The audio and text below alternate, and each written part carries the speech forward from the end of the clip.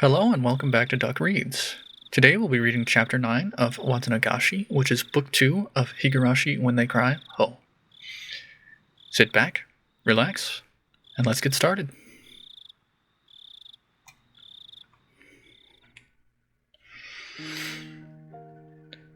There was no way I'd be able to sleep. When she hung up the phone like that, I realized for the first time what kind of situation I was in, as well as who the only ally who would support me was. I waited with bated breath for Shion to calm down and call me back. What would I do if the phone rang while I was sound asleep? No matter how long I waited, however, it never rang. Exhausted, whenever my mind started to wander, I would jolt awake as though I heard the phone ring. In the end, I brought the cordless phone with me into my futon and went to sleep with it in my arms. Though it still didn't amount to anything. Morning came, and by that time, I was pretty sure she wasn't calling back. That was when a fierce drowsiness assailed me. Damn it! This is no time for sleep, Keiji, my brother. I slapped myself in the face a few times. Then I went to the washroom and washed my face, which was something I usually didn't do. That wasn't enough either, so I even brushed my teeth. After that, I was finally wide awake. When Mom saw how strange I was acting, her eyes went wide. What's wrong, Keiichi? Are you going somewhere today? Going somewhere? Yeah, to school.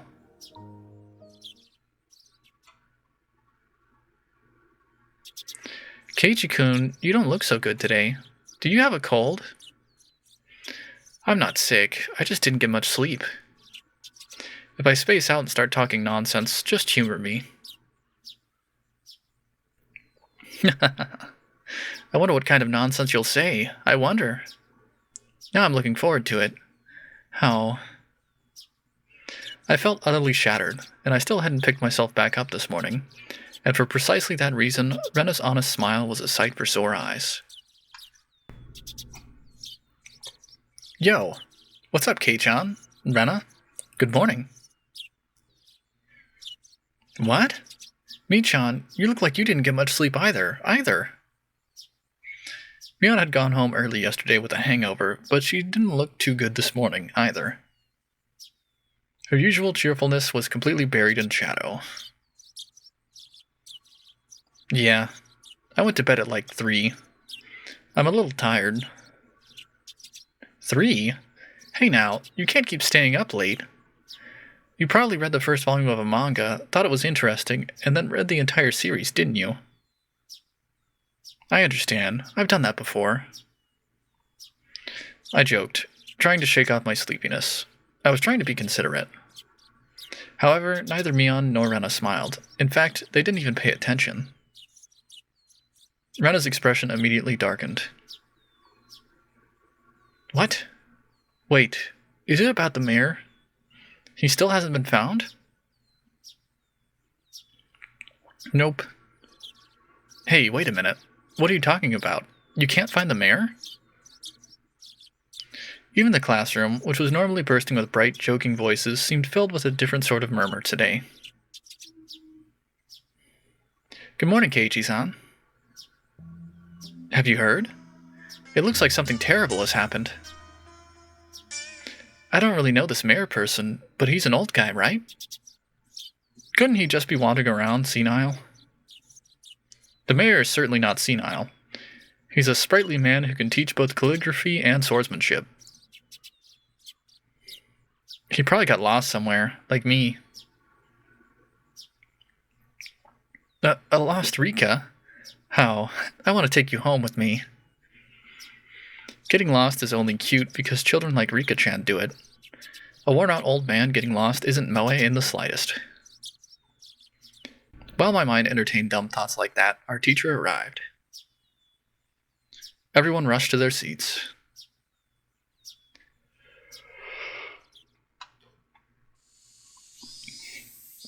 Good morning, everyone. Good morning.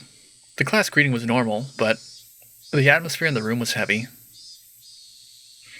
Some of you may have already heard, but last night, despite the late hour, the mayor never came home. Is there anyone here who saw the mayor yesterday? One or two hands went up in the silence, and they told her about having seen him. None of it seemed to be vital information, however, and everyone began whispering amongst themselves. If anyone has seen the mayor, please tell an adult about it, alright? Now then, let's begin class. After that, the same old lessons began.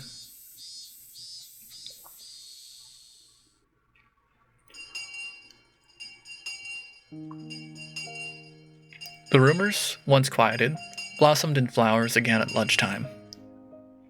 I could hear a few different conversations. They were mostly related to the mayor's disappearance. Summing them all up, I came out with this. Yesterday evening, the mayor went to a meeting at the Shrine's Assembly Hall. The meeting ended after the sun had fully set and everyone left. The elder's house was a bit far from the center of Hinamizawa. It was already late, and Hinamizawa doesn't have a lot of lights outside. Nobody saw the mayor after the meeting. However, because he would have been hungry, he wouldn't have taken any side trips. He would have gone straight home. However, no matter how long his family waited, he never returned.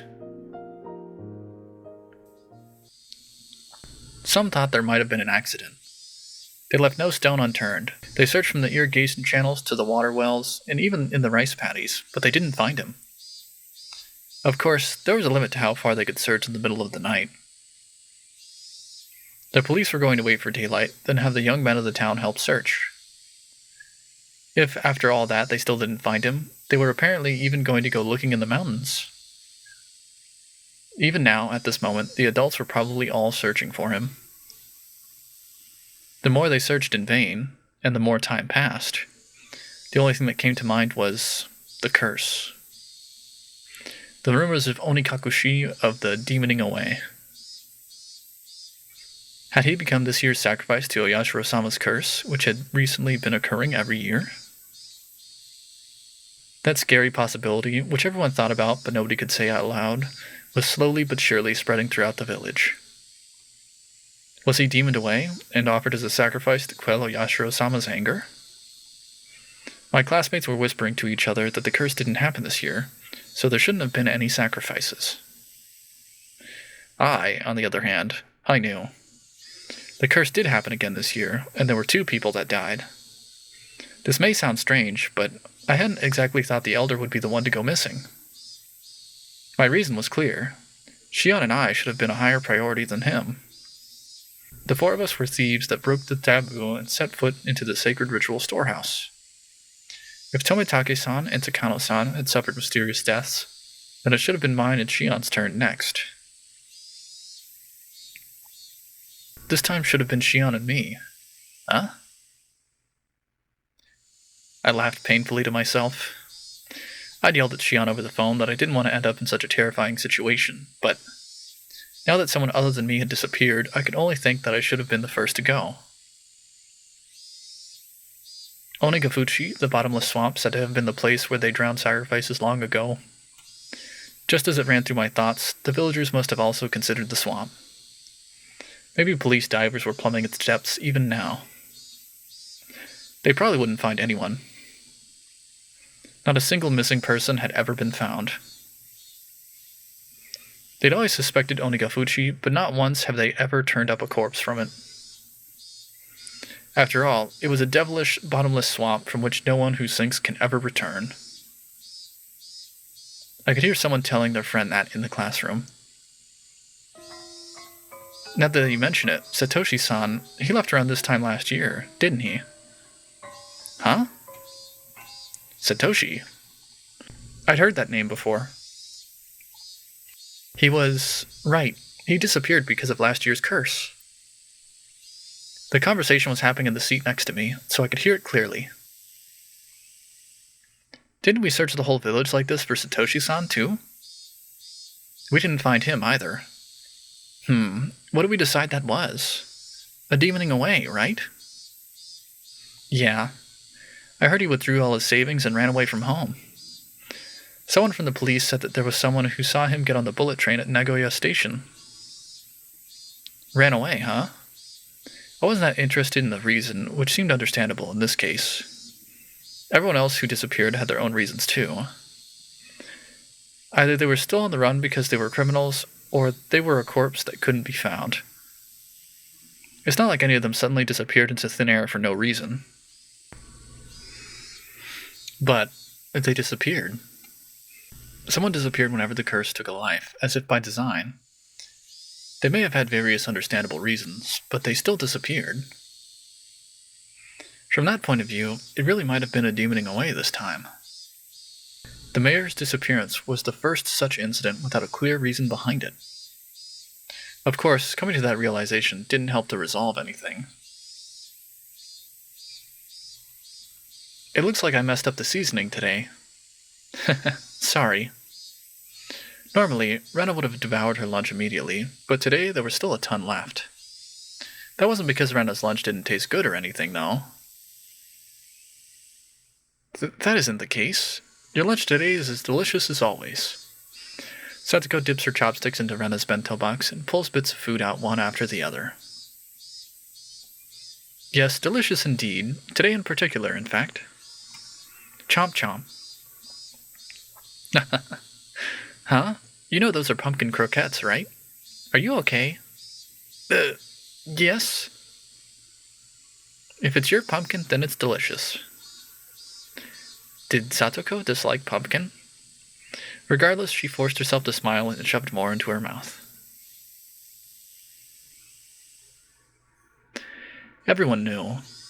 Nobody's lunch tasted very good today. Satoko kept shoveling it down, repeating her remark on how good it was. If it's that good, then I guess I've got to have some too. Satoko's gonna eat it all if we let her. It's just so good, so I would certainly like it if Keiichi-san were to eat some as well. Well, sometimes I have to show my adult generosity, right? Okay, don't hold back on my account. Eat enough for the both of us today. Fwah! She really, really hated pumpkin, didn't she? That made it all the more touching to see Satoko's own brand of generosity. I grabbed her head and started stroking it. Satoko, in a somewhat exaggerated fashion, was bawling, tears streaming down her face. No way. You'll never grow up if you give away such good food. Rena, you eat too. I only have leftover vegetable stew, but it tastes great after having sat overnight. Yeah, the Daikon radish has such a pretty color going through it. It looks delicious. I guess I'll have some then. Rena reached out with her chopsticks, and, at last, the usual lunchtime atmosphere began to return. That was only at our desks, however.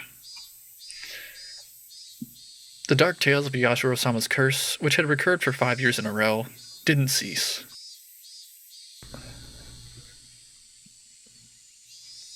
The whole classroom remained stuck in this somber mood. Yashiro-sama's curse had happened for 5 years straight. Everyone had wanted the previous year to be the last. What was Yashiro-sama's curse, anyway? They were going to build a dam in Hinamizawa. The people building it were bad, so they were cursed. I would admit that much. Still, the dam project was frozen years ago, wasn't it? So why was the curse stubbornly persisting? I hit myself in the cheeks to perk myself back up. Everyone was trying so hard to brighten the mood. I couldn't go straight back to thinking about the curse like that. I forced the grim story out of my head. Driving Yashiro-sama's curse out of my thoughts was actually a good idea. In the end, that meant I would also be driving away the most terrifying thought of all, that I could be the curse's next target.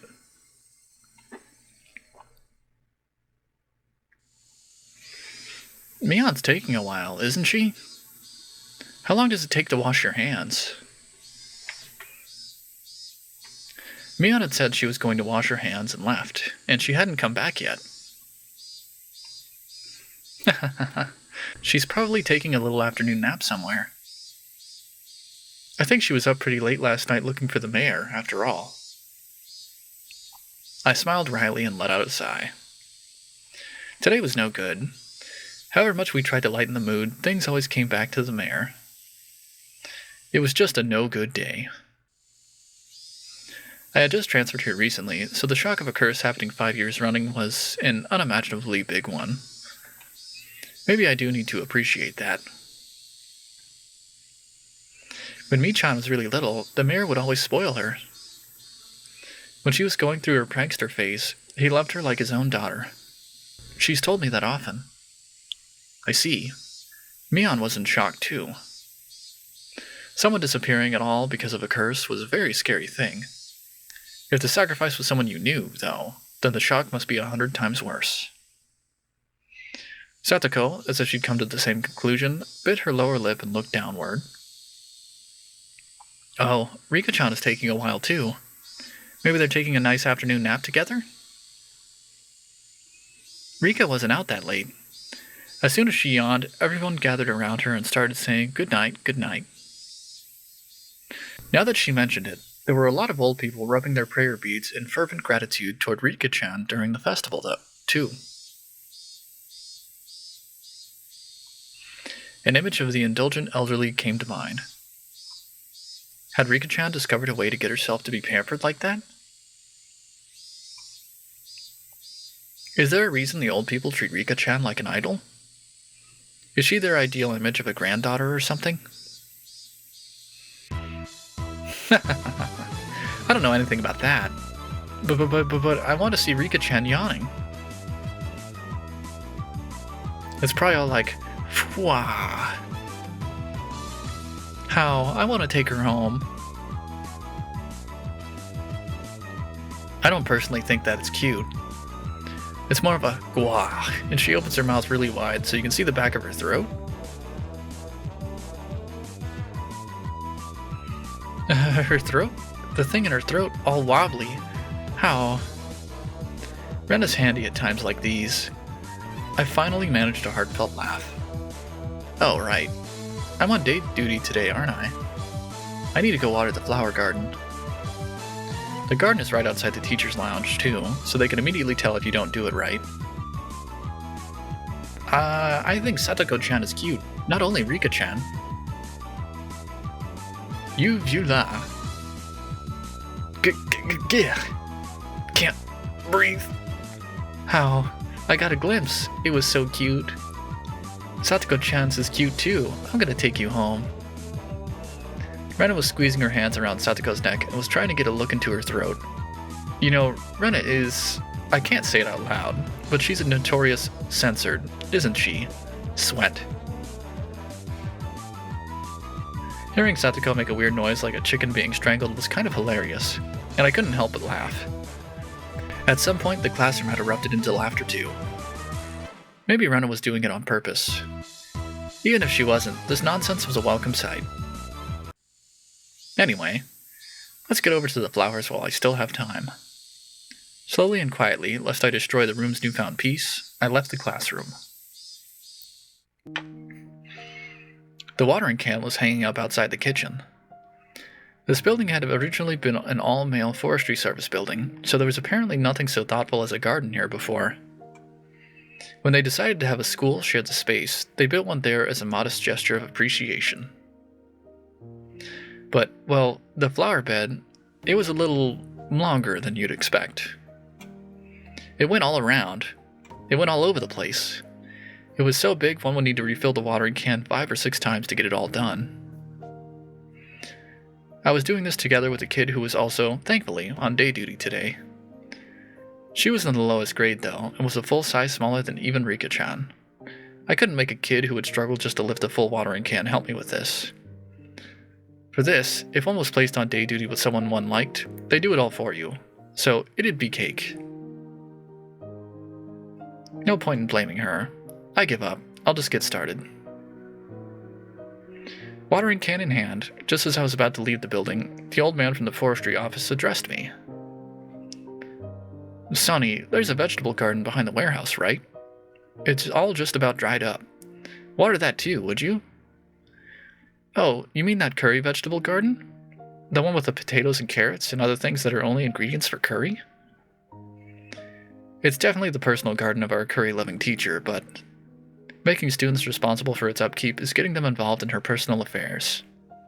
I couldn't say that to his face, though, so I gave up and decided to carry out my day duties. The sunlight out front was strong. The great chorus of cicadas was strongly underlining how nothing was different today than yesterday.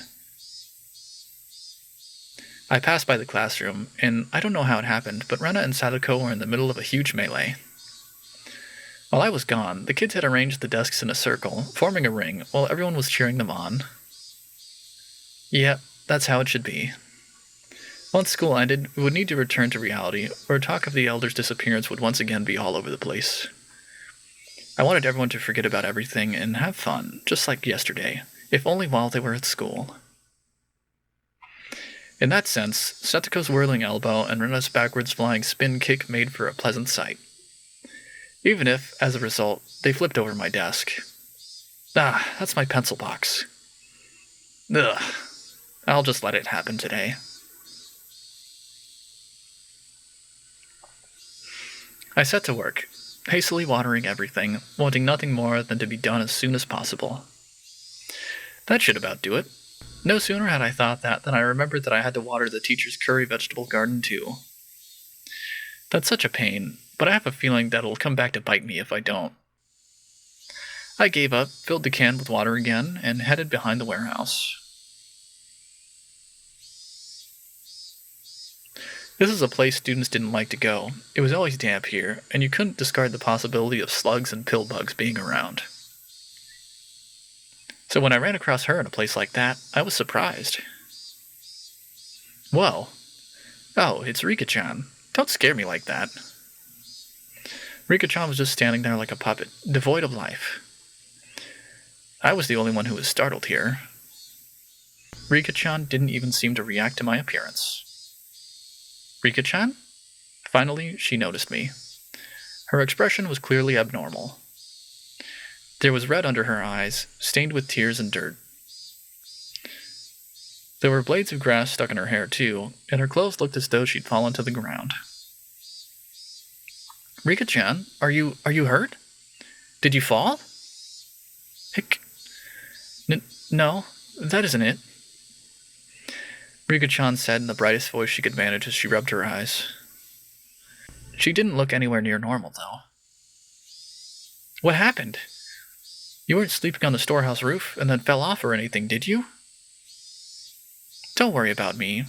I have something I want to ask you, Keiichi. Rika-chan walked over and clung to me. At first, I thought she was playing a trick on me. Eventually, however, I realized it was so that I wouldn't run from the question she was about to ask. I shuddered. What do you want from me? She looked straight into my eyes. Her upturned eyes bored right into me. It was as though they were trying to pull the answer out of my own eyes, without actually asking me the question. It was scary, so I averted my eyes from hers. Keiichi, did you do something bad on the night of the festival? My body gave a jolt from its very core. Rika-chan, who was clinging to me, might have felt my shiver. A nervous tingle crawled up from my feet, and after going up my back and freezing my entire body, it made its way into my brain. Keiichi, do you really not remember? My head began to throb. I don't understand anything. Mion asked me. Oishi-san asked me. Shion asked me. And now Rika-chan was asking me. We thought nobody knew about what we did last night, but in fact, everyone knew? They all knew, and they all came to ask me. Again and again, until I admitted it. When I thought about it, it was pretty clear the whole thing was out in the open. After all, don't Tometake-san's and Takano-san's deaths prove it? Keiichi?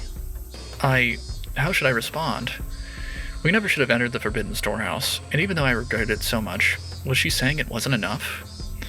However, I had all but decided what I was going to say. I'm not exactly a good kid, you know. I've done a lot of bad things, so I can't remember anything specific. Just as I had with all the others, I evaded the question. Rika-chan stared up at me with innocent eyes. Her eyes were so painful that I had to look away. After a few moments of mutual silence, Rika-chan released me. I'm sorry for asking you something strange. Please forget about it, she said, smiling her usual smile. Then, tap, tap, tap, tap, she went running off, as if nothing had happened. As she retreated in silence, I could feel her accusing me.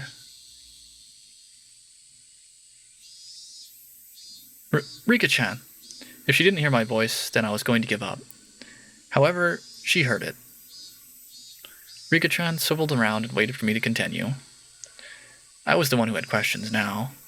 Still, asking any of them could just be a half-assed way of admitting what I did. Hey, Rika-chan. What is it? If everyone knows anyway, then I should be able to at least ask this, right? Why is everyone asking me about the night of the festival? That evening, had I done something that wrong? I felt plenty sorry about it, and I only looked anyway. I didn't break anything or steal anything. Really. Still, Tomitake-san and Takano-san, they died so miserably. Since those two had come to such an end, there's obviously no way it would forgive only me. Rika-chan cutely tilted her head in confusion, and waited for me to say something. If I were to admit what had happened that night, though, she might suddenly do a 180, as if flipping a switch. That would make sense. Rika-chan was the Shrine Maiden. She was the least likely to forgive me for breaking the taboo, wasn't she? Upon reflection, wouldn't telling her be more terrifying than telling Mion or Oishi-san?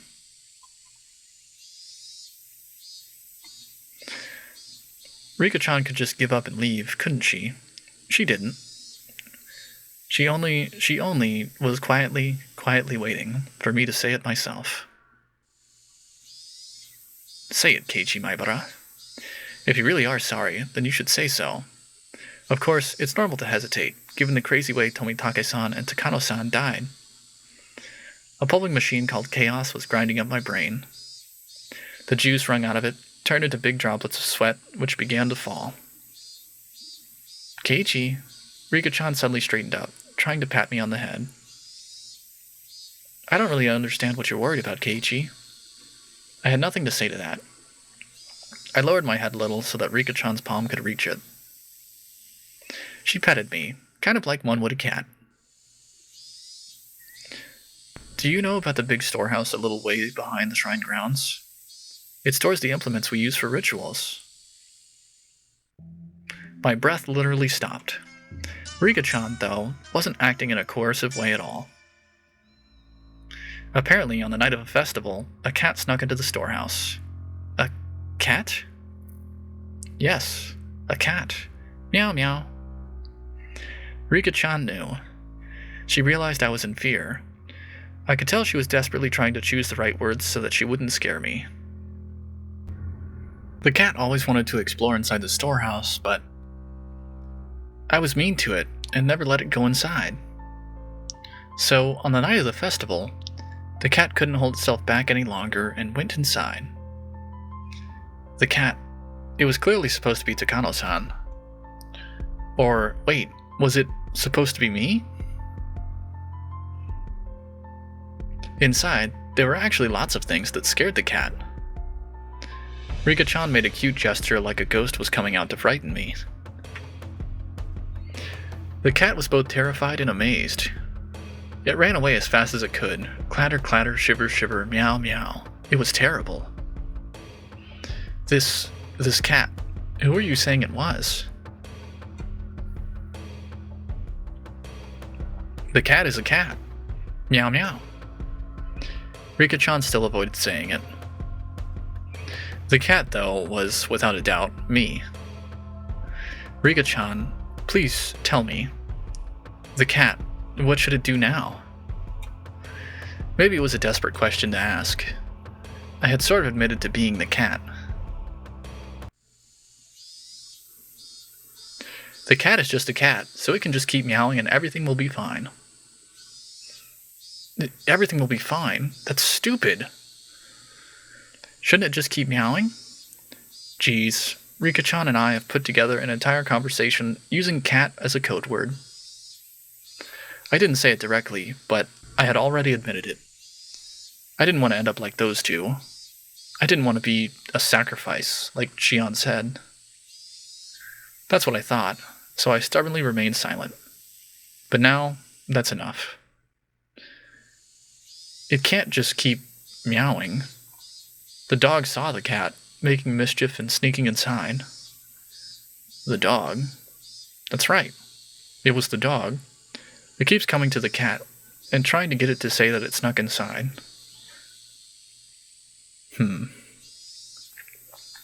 After I said that, Rika-chan's expression clouded over. She was trying to hide it, but I'd already noticed her eyes darkening. Rika-chan. The silence was frightening, so I spurred her on. At that point, Rika-chan grinned.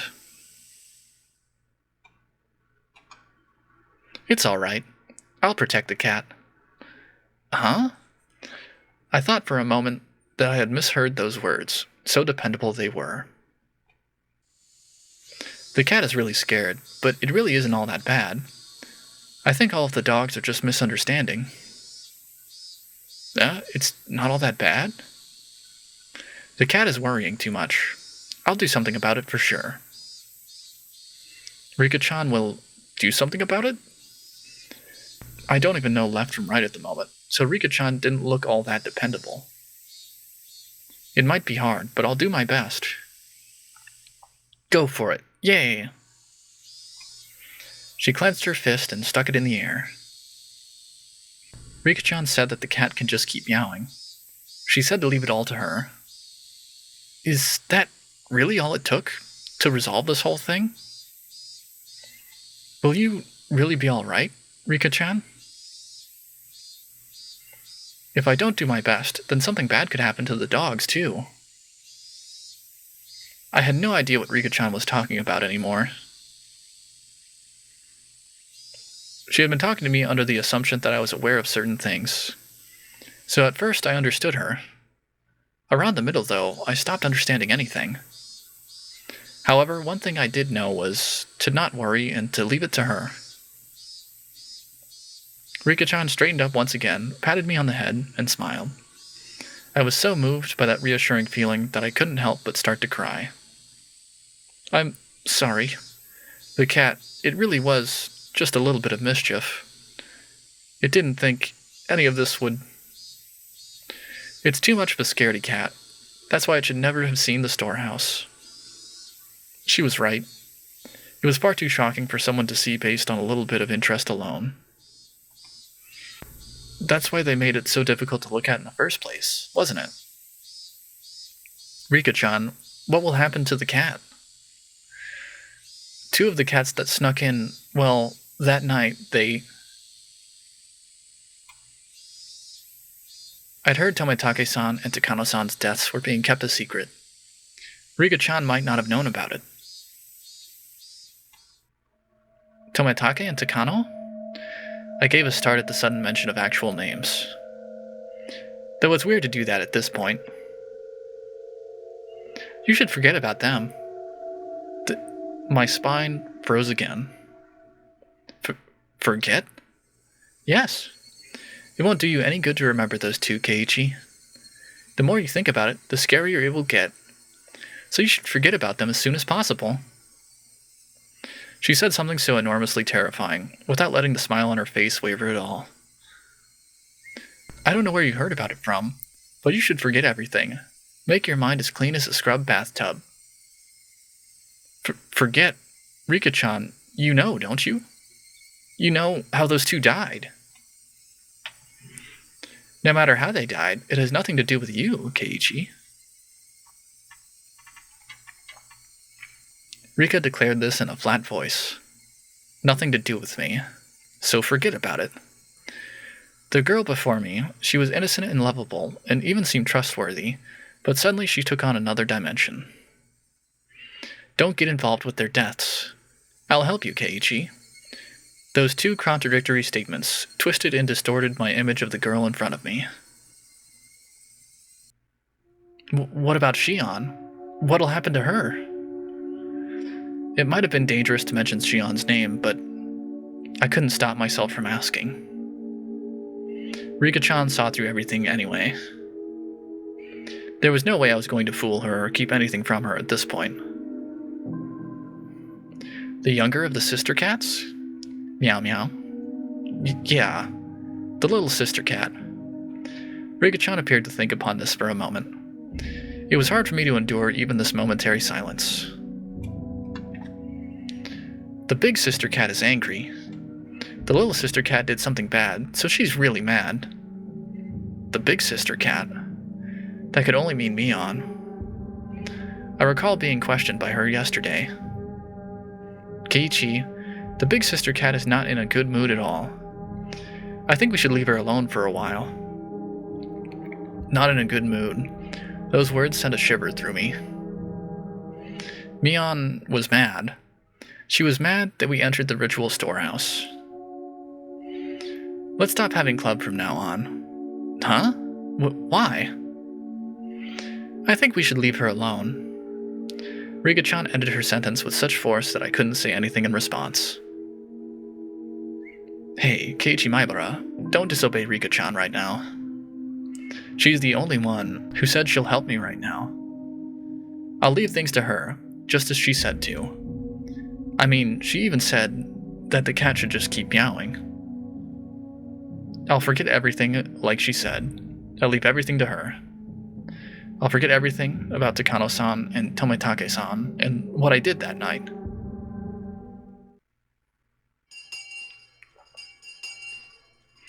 Just then, we heard a bell, far away, marking the end of our lunch break. I guess we should go back to class. Keiichi. As if she had noticed how miserable I was, about to leave everything to her and flee the scene, Rika-chan called out to stop me. If that misunderstanding dog comes to try and bite the cat, please tell me, okay? The misunderstanding dog. She put it in such a cute-sounding way, but the true meaning behind those words was an eerie one. Who is the misunderstanding dog? The dog that bit the mayor. I don't know why it did that. If it was going to bite anyone, it would have been the trickster cat first. The flow of blood in my body felt like it completely stopped for a moment. Rika-chan had admitted it. The sacrifices of that terrible calamity, she admitted that if they were to happen again, it would be Shion or I. I didn't know what was true about the girl standing before me. My suspicion gave way to fear and nearly began to change into anger. Was she a savior who would protect me? Or a stranger trying to capture and kill me for the sake of a horrible tradition? I had no idea what was true. I'm sorry. The cat is already scared, and I said something to scare it even more. I'm really sorry. Rika-chan bowed so quickly it looked like her head had been pulled downward. Still, she was right. I was cowering. I could distinctly feel my body shaking violently. So when Rika-chan reached out her hand to pat me on the head, I pulled away without thinking.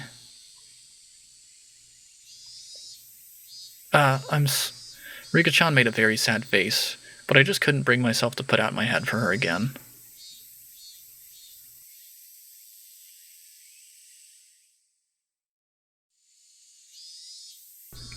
That day, Rika-chan said she wasn't feeling up for club activities that day, so she suggested we not bother. There's always vetoes when someone doesn't feel up to it. Rat and the others seemed really disappointed. The big sister cat is not in a good mood. I remembered Rika-chan's words and quietly stole a glance at Mion's expression. If I could forget the way she questioned me yesterday, though, her behavior was the same as it always was.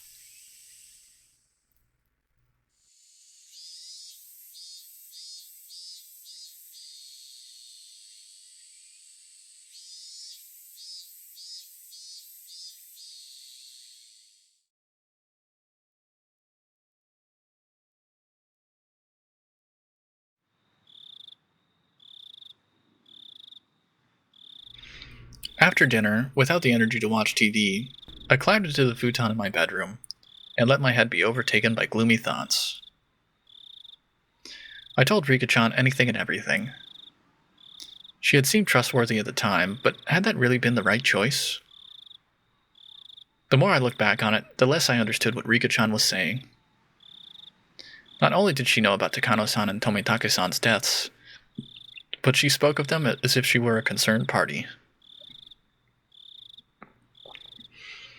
After all this time, in my futon, I began to tremble fiercely. Had I been lured in by Rika-chan's sweet smile and told her things I shouldn't have? I should have continued to feign ignorance.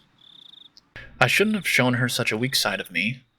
My emotions are a mix of regret and fear, and it colored the darkness of the night with an additional layer of terror. Suddenly, a knock. I might have yelped. That's how surprised I was. Keiichi, I've been calling your name for a while. You have a phone call. It's from Sonozaki-san. It was Dad. I reached out for the cordless phone through the gap in my door. Sonozaki-san? Which one? The older sister or the younger? I don't know. Ask her yourself. I took the receiver and buried myself in my futon again. Hello? Mion? Or is it Shion? It's me, Shion. Good evening. I practically jumped out of bed. It was Shion, who I had hoped so desperately would call me back last night. Shion, sorry about last night. I got all riled up. I heard what sounded like a deep sigh on the other end. You and me are in the same position, aren't we? I shouldn't have blamed you for everything like that. I'm sorry. I'm sorry, so please cheer up. I called you because I'm in a better mood. If you're sorry, then I'll forgive you, so please stop apologizing. Shion's tone still sounded a little angry, but for the moment she said she'd forgive me. You're right too, we're tied to the same fate. Making sure the other is alright is the only way to guarantee our own safety. Yeah, I agree. We absolutely need to share whatever information we have, so that we don't die, like Takano-san and Tomitake-san did. Gulp. I forced myself to swallow a solid drop of saliva.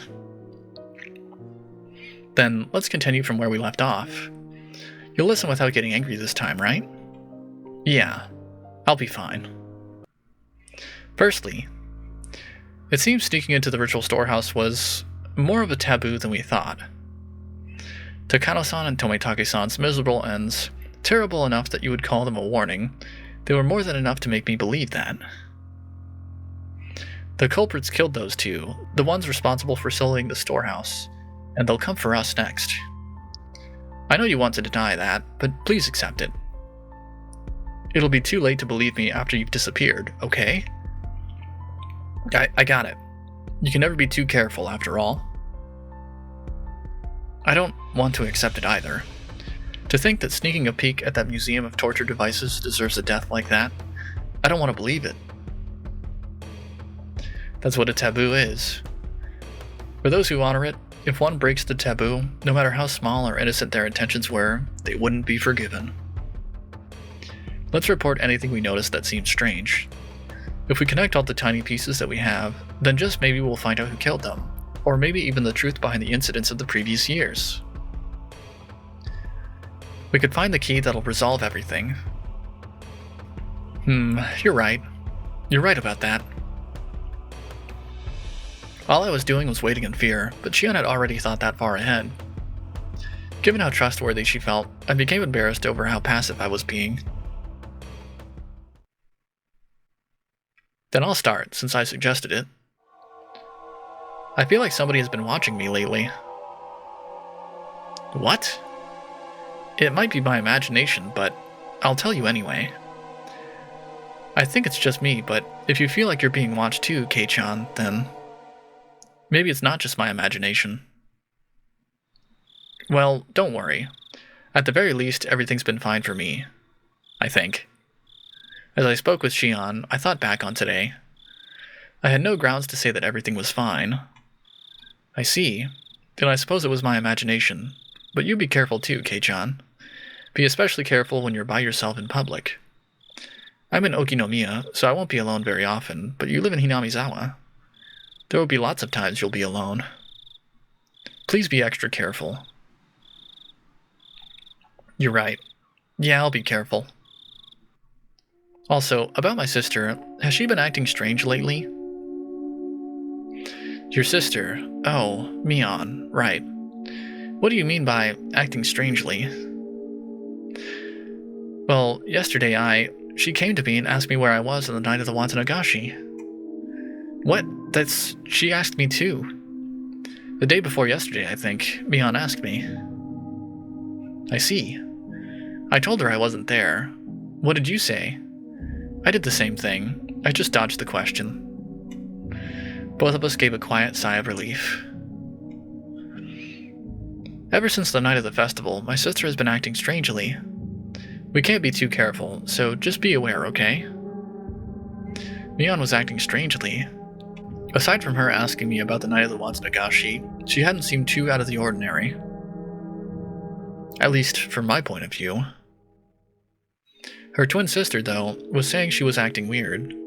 Maybe it was such a slight change that a stranger like me wouldn't be able to notice. Got it. I'll start being careful. I'll always have Rena with me on my way back from school, so I shouldn't end up alone with Mion very often. Please be careful. If there's anything that's bothering you, you can tell me. Alright.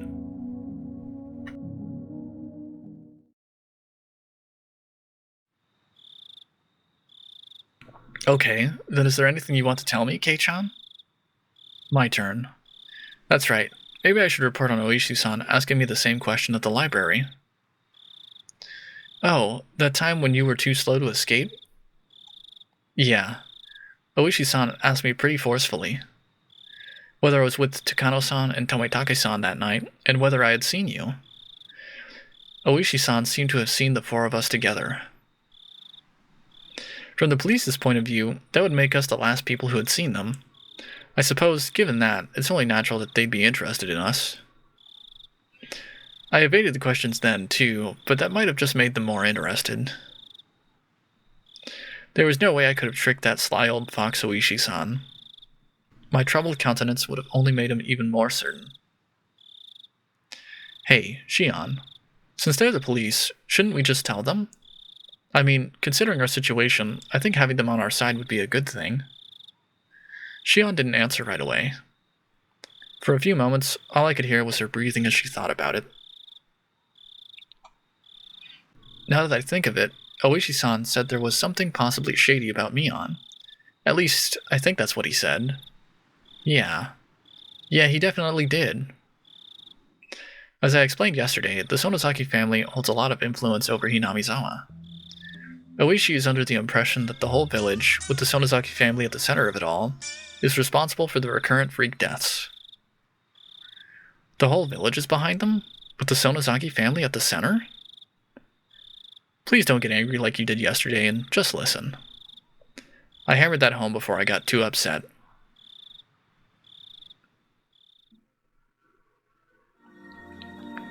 During the Hinamizawa Dam Wars, the priest who everyone was anticipating to lead the anti-dam movement acted as though he were unrelated, so the Sonozaki main house rose up to take charge. My sister told you about all the battles that happened, right? Yeah. All of Hinamizawa got together and fought as one. They held protests, brought it to court, and even appeared on TV. In reality, there were many things that happened that were far more extreme. Under the surface, the Sonozaki main house was doing all sorts of illegal things to oppose it. They were acting illegally? For example, they would sneak into the construction site in the middle of the night and steal equipment, or break it, or put sugar cubes in the gasoline tanks of the construction vehicles. Sugar in their gasoline tanks? Why would they... You don't know? It's practically the representative guerrilla tactic. It was used by underground organizations in France in World War II, for one. When you put sugar in, the engine gets burned out and breaks down. That's pretty bad, though, isn't it? It was destruction of property and nothing less. When they beefed up the guard at the construction facility, the family turned to attacking important construction personnel who worked there. The government officials who had been given permission for the construction, for example, received all kinds of threats. Not just people from the prefectural office either. Apparently, this reached as far as the Ministry of Construction. As far as I've heard, they even kidnapped a child once. Kidnapped? Yes. The child of an important person in the Ministry of Construction who was in charge of the Hinamizawa Dam got spirited away. Then, one day, all of a sudden, he was rescued in the Takatsuro Mountains, which are upstream from Hinamizawa. Apparently, there were never any criminal accusations, but people whispered that it had been a threat to stop the dam construction from happening. Besides that, there are stories about so many different threats that I couldn't possibly list them all. Wow, that's sort of bad, isn't it?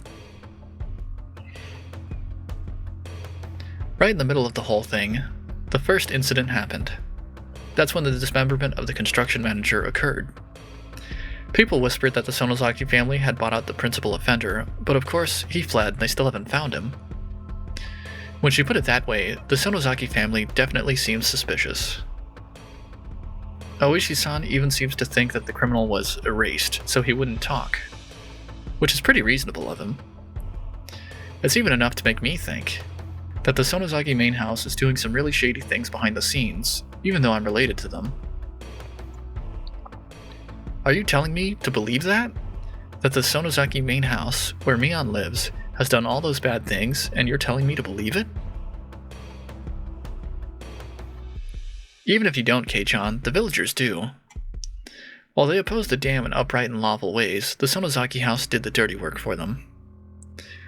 Everyone believes that they fought at the front, so they take the brunt of the criticism. So they're respected as sorts of heroes of darkness.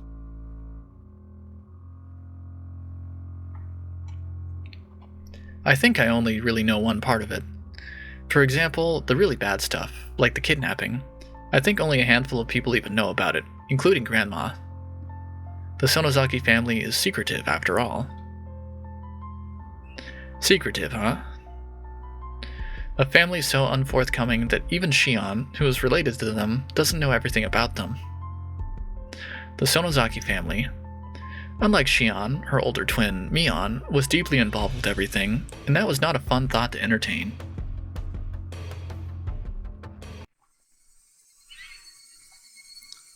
My sister, though young, was the one who acted as the center of the illegal resistance movement.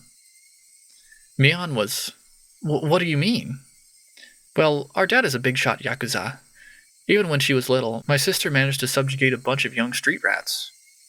Then she played all sorts of tricks on them and just generally got in their way. Mion did that? Now she's pretty laid back, so it might be hard to imagine. They put her in charge of everything, from property damage to threats and even acts of violence. Though, since she was a kid, they could get her released pretty easily. She learned that her age could be used as a weapon. It may have been indiscreet, but I couldn't help but chuckle dryly. She may have been young, but she was certainly still Mion. Even back then, she had already been known for her craftiness. It's nothing to laugh about. Please, take this seriously. Sorry, I didn't mean to. She had gotten pretty angry at me. Well, her delinquency soon got her into a position of authority in the Sonozaki main house. It's not unthinkable that Oishi suspects them for the dismemberment incident, and the later ones too. For a few moments, I was dumbstruck at the tales of Mion's past. None of them matched the image I had of her. A younger Mion dirtying her hands with all sorts of crimes, giving the dam construction project hell. As the successor to the Sonozaki main family, she was always right at the center of the vortex of strange incidents occurring year after year. Was that really the Mion I know? Maybe the one I know isn't the real Mion. I couldn't figure it out. I couldn't bring myself to accept these images of Mion I was hearing from another person. Well, back to the main subject. I just wanted you to know that my sister is someone worth being cautious around. Please be careful. I didn't want to understand. Mion was a fantastic friend. She would never do something to back me into a corner like that. She did ask me pretty harshly about the night of the festival, but even that, it wasn't like she'd said it in a mean way or anything. Alright, I'll make sure to be careful. We're sisters related by blood, but within the Sonozaki family, we're basically of a different class. I want you to recognize how distant they are from me. Please. The more Shion tells me about Mion, the less I understand who Mion is. The Mion I know wasn't a dangerous person. She joked around, smiled a lot, and was full of passion.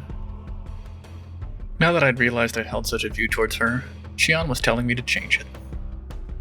To be careful around the best friend ever. To doubt her. The idea was very sad and painful. Now, about Oishi. If you think it's a good idea, then I think we should give him the information he needs. I think getting the police on our side will work in our favor. You thought so too, Shion? It's just, at the moment, like I explained, the police have their eyes on the Sonozaki family already. Oishi in particular completely believes that they're the masterminds behind the serial incidents. That includes me, of course. So, I don't really want much to do with Oishi. I see. If Oishi-san had found out about the Sonozaki family's strife-filled history, then he probably wouldn't be very happy with Shion either. At last, I understood Mion's instinctive dislike for Oishi-san.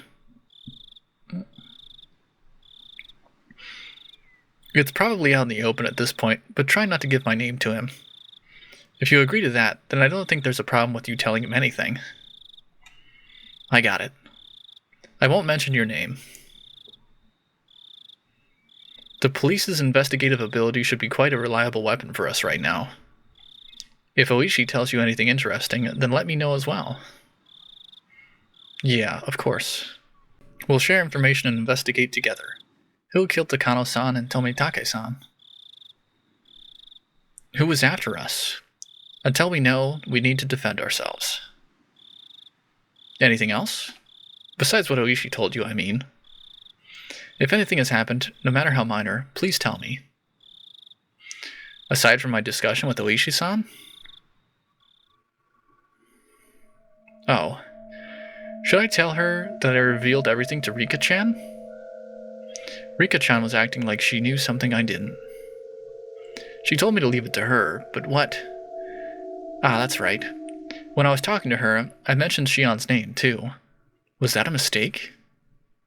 I felt like Shion would get angry. Nothing else? Kei-chan. I had remained quiet for a little while, so Shion encouraged me to speak, unable to bear the silence. As I struggled with what to say, Shion addressed me instead. It doesn't sound like it, so can I ask you something? I just heard this myself. Is it true that Old Man Kimiyoshi went missing? The Old Man Kimiyoshi? My gut told me that that was the name of the mayor. You mean the mayor? Wait, Shion, you haven't heard? I don't know anything. I just overheard my dad talking about it on the phone again. I realized I shouldn't have said that. Here in Hinamizawa, the things that happened around this time, when Oyashiro-sama's curse would recur, would all be covered up. Yeah, actually, last night, after a meeting, he didn't come home, so all of Hinamizawa was confused. They searched all through the village, but if they found him, then I haven't heard. The police should be searching for him as well. Why didn't you tell me something that important right away? She shouted angrily at me, bringing all her emotion to bear. Sorry, I thought you already knew. I didn't want to hide it or anything. The receiver was silent. Did Shion get mad again and hang up? Hey, Shion, hello? Kei-chan, what should I do? Shion's tiny, confused voice sounded like it belonged to a different person than the one yelling a few seconds ago. What's wrong? Tell me. We're not keeping secrets from each other, right? Shion hesitated for a long while, but then she confessed. I'm sorry. I didn't mean to hide it. It was just that, the conversation got turned around and we're on the same side, right? I won't get mad, so tell me honestly. Shion still hesitated for a few moments. Then, in a resigned voice, she continued.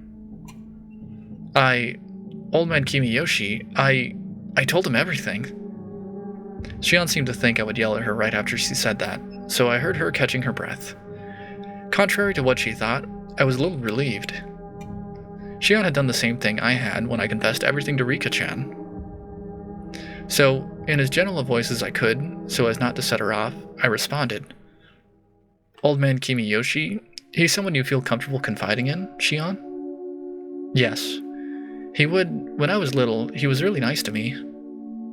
Shion felt the same pain as the rest of us from the mayor's disappearance. She had a different kind of strength from Mion, and as she continued, her voice sounded truly sad and pained. All I did was play tricks on him, but he would always just smile. He listened to anything I had to say. He was such a kind person. Calm down, Shion. It's not like he's dead, right? Don't lose heart so easily. Shion didn't answer. Even as I said it myself, I didn't think we'd find the missing mayor again.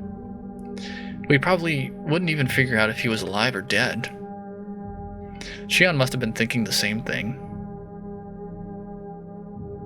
That night, I told the mayor that we snuck into the ritual storehouse. Also, that someone saw us and was out to get us. Does the mayor know how absurdly Takano-san and Tomitake-san died? Yes, he knew about it.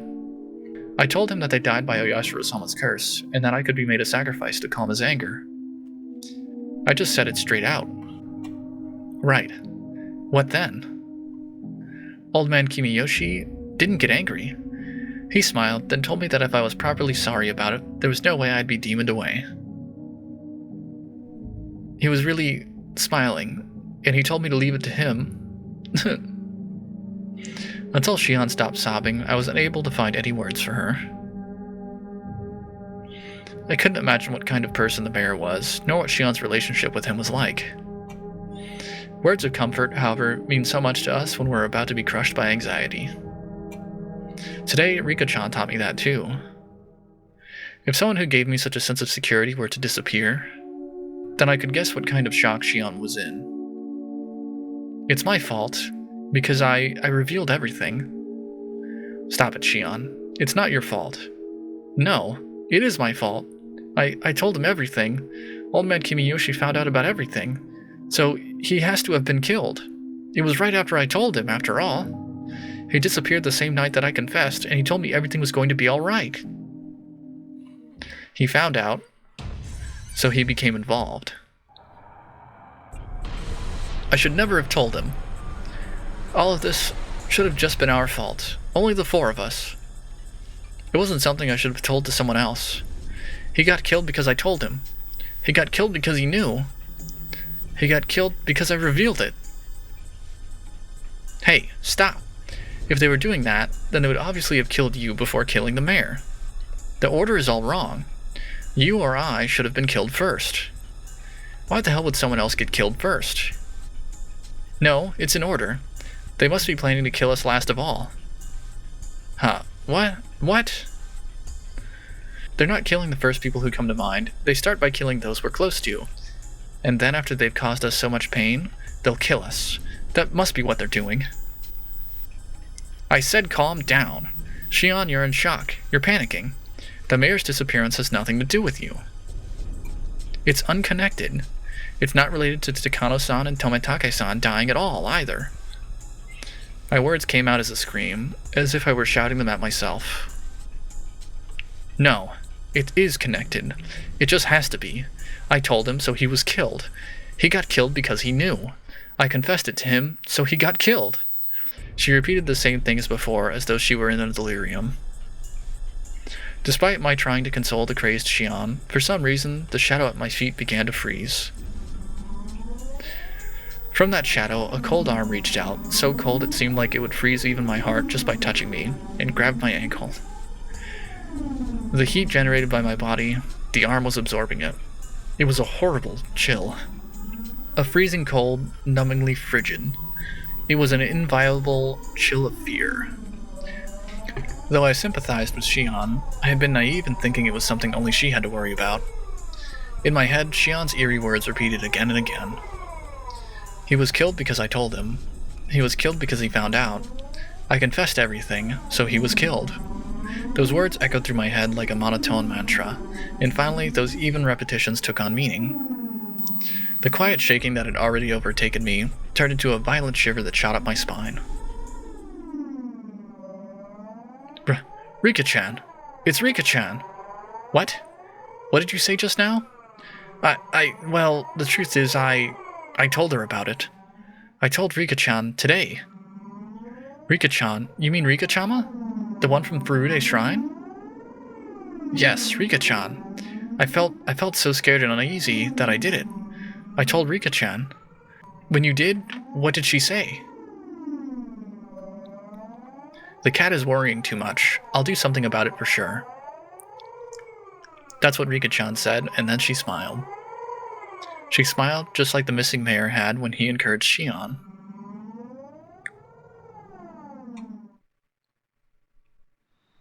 I'm sorry, Shion. I'm worried about Rika-chan.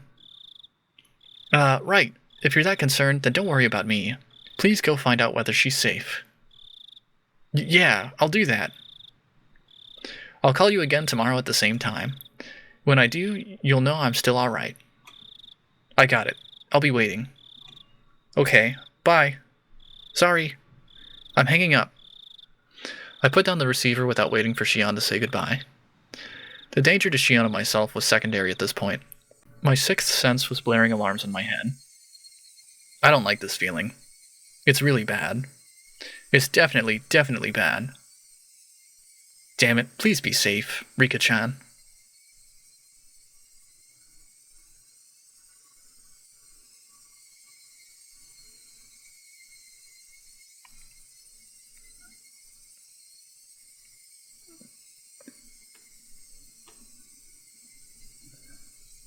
New tips from the scrapbook 9, or from the scrapbook 8, I should be saying. But that is the end of chapter 9. Let's go ahead and read the tips, and then we will end the episode. So, from the scrapbook 8.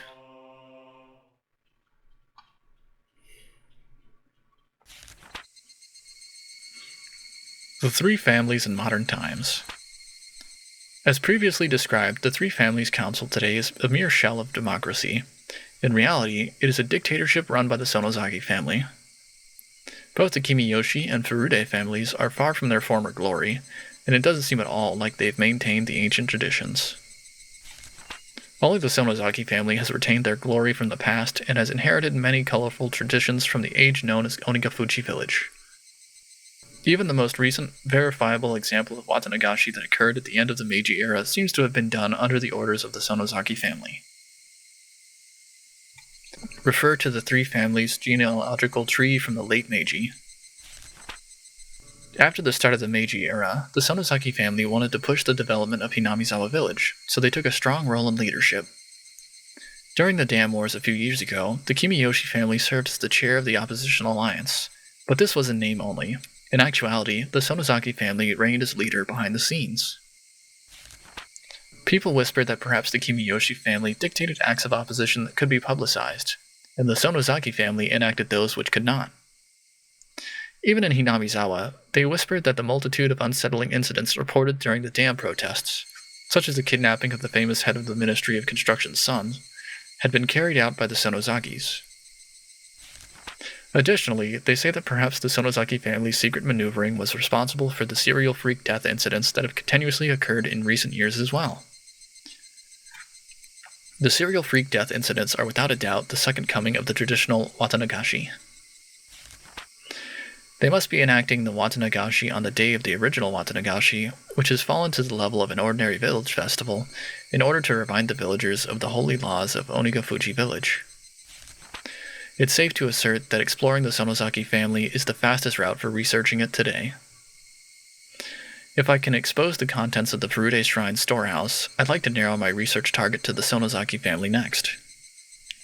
The Sonozaki house is strictly guarded by security cameras on the premises, But thankfully I've become acquainted with the sisters Mion, the next heir, and Shion.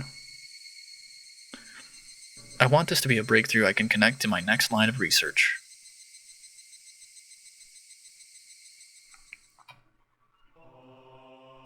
Their punishment isn't over?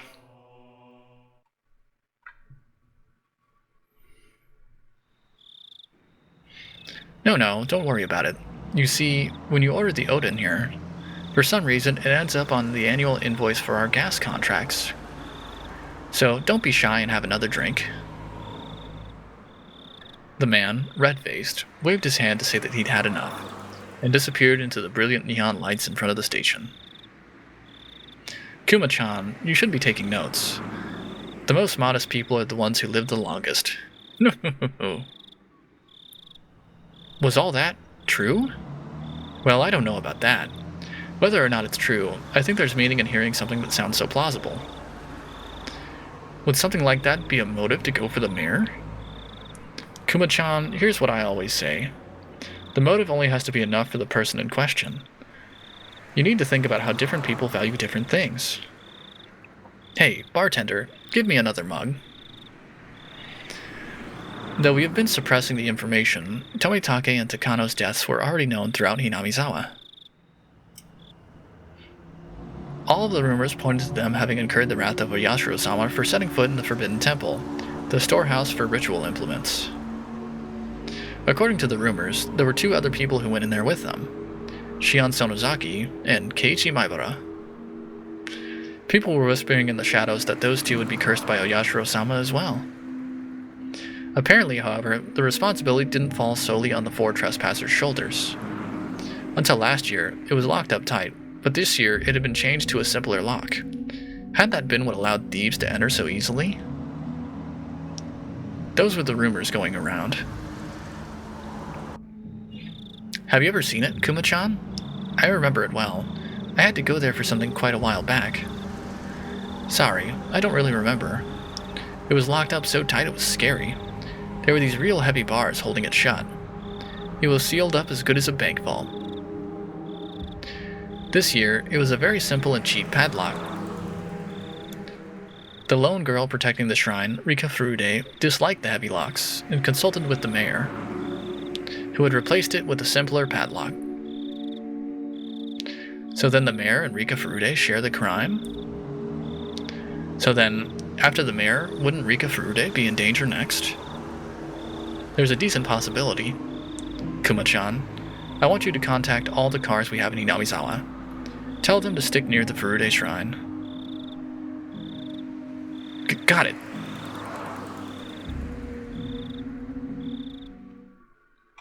Well, that's ominous. Anyway, that is the end of Chapter 9. I do hope you enjoyed. If you did, make sure you leave a like, comment, and subscribe.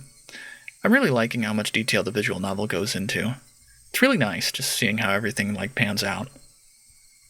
But anyway, that's enough for me.